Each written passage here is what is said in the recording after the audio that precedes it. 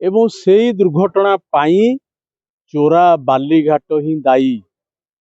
चोरा बालीघाट पाई आमे चेयरमैन सरपंच जिला परिषद नोमिनी गत जिलापाल जनशुणाणी अभियोग करूँ।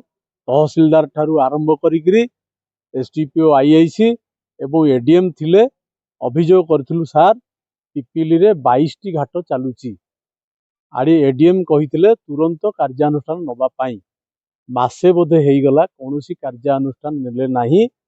गत काली आपण माने जानिबा दरकार, आपण मानक माध्यम रे समस्त जनसाधारण मध्य जानिबा दरकार। गत काली ओडिशार माननीय मुख्यमंत्री पाखरे पूर्णचंद्र बेहेरा बोली जने व्यक्ति तांको सांगरे आहुरी 25-30 जन गोटे अभियोग करिसंती मुख्यमंत्री ओडिशा पाखरे केतोटी बालीघाट चलुची, किए किए चलाउछंती एवं को जगार चलुची प्लॉट नंबर खाता नंबर सह अभियोग करिसंती। अभियोगर कॉपी मो पाखे अच्छी मुझे आपको देवी। ताहा मध्य ये तहसिलदार, ये माइनिंग अफसर, ये पिपिली थाना एसडीपीओ कहीं शुणुना। जो दुर्घटना घटी ये दुर्घटना यही माने ही दायी, यही विभागीय अधिकार माने ही दायी।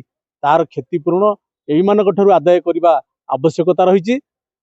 आज पूर्वतन विधायक आसीथिले समस्त विषय समस्त कहते, तहसिलदार को कहते, आडिशनाल तहसिलदार को कहते, आपण मान माध्यम समस्त वरिष्ठ अधिकारी मान कहते।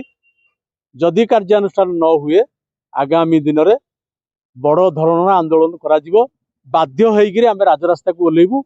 बहुत धन जीवन क्षति होउची एवं जो माने बालीघाट चोरी करुछंती से माने शासक दल आशीर्वाद रे आश्रित होकर बाली चोरी करुछंती। कौन आईन कानून नहीं एवं से माने गुंडागर्दी करूछंती एवं जीए अभियोग करिवो ताकू मध्य धमक दिया जाउची एवं तार जीवन प्रति विपद अछि।